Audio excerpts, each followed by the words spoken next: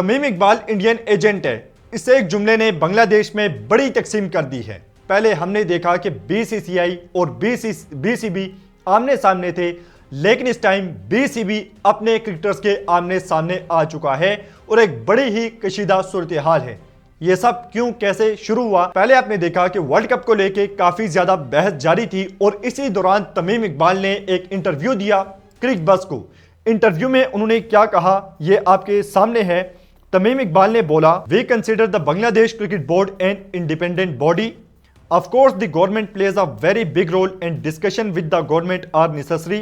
But if we consider the BCB an independent body, then it must also have the authority to make its own decisions. उसके बाद अगली statement है, One thing you must keep in mind is that many issues can often be resolved through dialogue if everyone comes together. You have to consider where Bangladesh stands in world cricket and what the future of Bangladesh cricket could be. And then make decisions accordingly. ये statement है तमीम इकबाल की और साथ में उन्होंने ये भी बोला है कि पब्लिक के इमोशंस को देख के फैसले नहीं किए जाते, बल्कि बांग्लादेश क्रिकेट के लिए क्या बेहतर है उसे देख के फैसले किए जाते हैं। ये स्टेटमेंट थी तमीम इकबाल की। और यहाँ पे जो बीसीबी के डायरेक्टर थे नजमुल इस्लाम हैं, बल्कि उन्होंने एकदम से स्टेटमेंट को देखते हुए तमीम इकबाल को इंडियन एजेंट करार दे दिया। और जब उन्होंने ये स्टेटमेंट दी कि तमीम इकबाल इंडियन एजेंट है, जिस तरह की स्टेटमेंट उसने दी है, उसके फौरी बाद बड़ा ही सख्त रिएक्शन आया। और जो बांग्लादेश क्रिकेटर्स की वेलफेयर है CWAB, उन्होंने मुतालबा किया कि नजमुल इस्लाम माफ़ी मांगे हमारे जो तमीम इकबाल हैं उनसे। जब माफ़ी नहीं मांगी गई उसके बाद क्या हुआ? उसके बाद इस टाइम जो बांग्लादेश के करंट प्लेयर्स हैं, जो उनके स्टार्स हैं, जिसमें मिराज है, ताजुल इस्लाम है, सैफ है, मिथन है, रुबुल हुसैन है, तस्कीन अहमद है, ये बड़े बड़े नाम इन्होंने आके ना सिर्फ ट्वीट किए, पोस्ट की, बल्कि साथ ही प्रेस कॉन्फ्रेंस भी कर दी और उसमें यही मुतालबा किया कि तमीम इकबाल से माफ़ी मांगी जाए या फिर जो नजमुल इस्लाम है उसे ओहदे से हटाया जाए। प्रेस कॉन्फ्रेंस बाद में हुई है, पहले पोस्ट की गई और यह मुतालबा किया गया माफ़ी का। जब माफ़ी नहीं मांगी गई बल्कि नजमुल इस्लाम ने आके ये बोला कि ये जो मेरी स्टेटमेंट है एजेंट वाली, इंडियन एजेंट वाली, ये मेरी अपनी स्टेटमेंट है, बीसीबी का इससे कोई ताल्लुक नहीं है। और साथ में उन्होंने ये भी बोला कि मैं भी एक एजेंट हूं, लेकिन मैं बांग्लादेश का एजेंट हूं। यानी कि उन्होंने ये तंज किया कि मैं एजेंट हूं लेकिन बंगाली एजेंट हूं। तो यहाँ पे उन्होंने तमीम इकबाल को और साथ में उन्होंने ये भी बोला कि ये जो अल्फाज हैं ये इस टाइम पूरे बांग्लादेश के अल्फाज हैं। तमीम इकबाल को इस टाइम पूरा बांग्लादेश इन्हीं अल्फाज में याद कर रहा है। तो काफ़ी ज़्यादा हार्श वर्ड थे एजेंट के, यानी कि सीधा सीधा गद्दार करार दे दिया उन्होंने तमीम इकबाल को। और उसके बाद फिर प्लेयर्स का रिएक्शन सख्त हुआ, कोई पोस्ट कर रहे हैं, कोई स्टोरी लगा रहे हैं और सबसे बढ़ के प्रेस कॉन्फ्रेंस तक उन्होंने कर दी है। और ये जो इस टाइम मुद्दा था बीसीसीआई वर्सेस बीसीबी, अब ये हो गया है प्लेयर्स वर्सेस बीसीबी।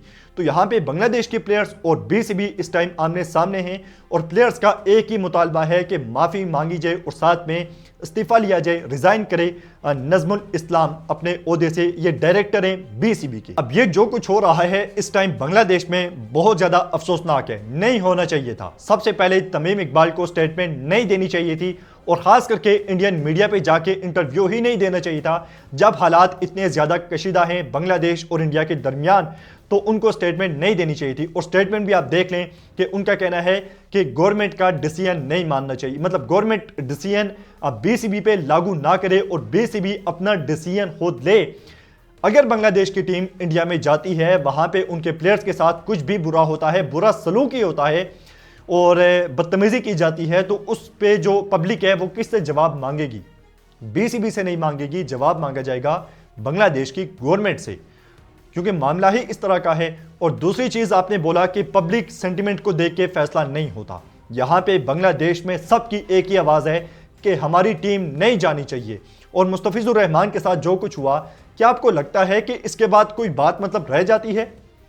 क्या आपको लगता है कि इसके बाद भी बांग्लादेश की टीम को, यानी कि आपकी अपनी टीम को इंडिया में जाके खेलना चाहिए? आपके साथ खेलने वाला मुस्तफिजुर रहमान जैसे बाकी सारे बंगाली प्लेयर्स इस टाइम आपके साथ खड़े हो गए हैं, वैसे ही आपको मुस्तफिजुर रहमान के साथ खड़ा होना चाहिए था, जिसको साफ धमकियां दी गई और खुल्लम खुल्ला ललकारा गया और वहां से आईपीएल से निकाला गया और आप वहां पे बैठ के वही कुछ बोल रहे हैं जो कि इस टाइम बांग्लादेश की अवामें नहीं सुनना चाह रही। फिर जहां तक बात है बांग्लादेश क्रिकेट बोर्ड के डायरेक्टर की नजमुल इस्लाम की, उन्होंने जो लफ्ज इस्तेमाल किया है एजेंट का, बिल्कुल नहीं इस्तेमाल करना चाहिए था।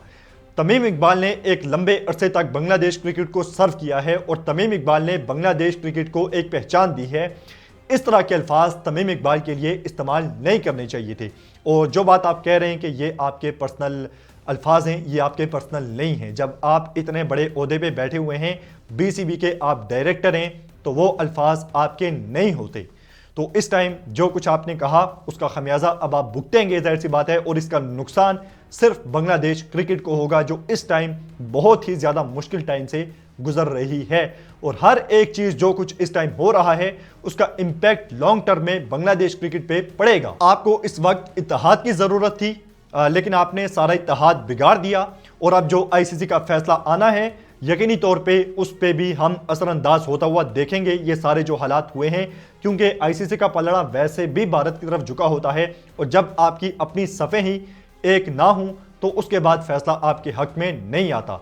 तो अब देखते हैं हालात किस तरफ जाते हैं। क्या नजमुल इस्लाम इस्तीफा देंगे, माफ़ी मांगेंगे, या प्लेयर्स ही पीछे हटेंगे? कौन पीछे हटता है या बीसीबी की ऑफिशियल स्टेटमेंट क्या आती है, आगे जाकर हमें देखना पड़ेगा। बाकी इस मामले में आप क्या राय रखते हैं? प्लेयर्स ठीक हैं या नजमुल इस्लाम साहब ठीक हैं? किसको स्टेटमेंट नहीं देनी चाहिए थी? जो भी आपकी राय हो आप कमेंट बॉक्स में बता सकते हैं।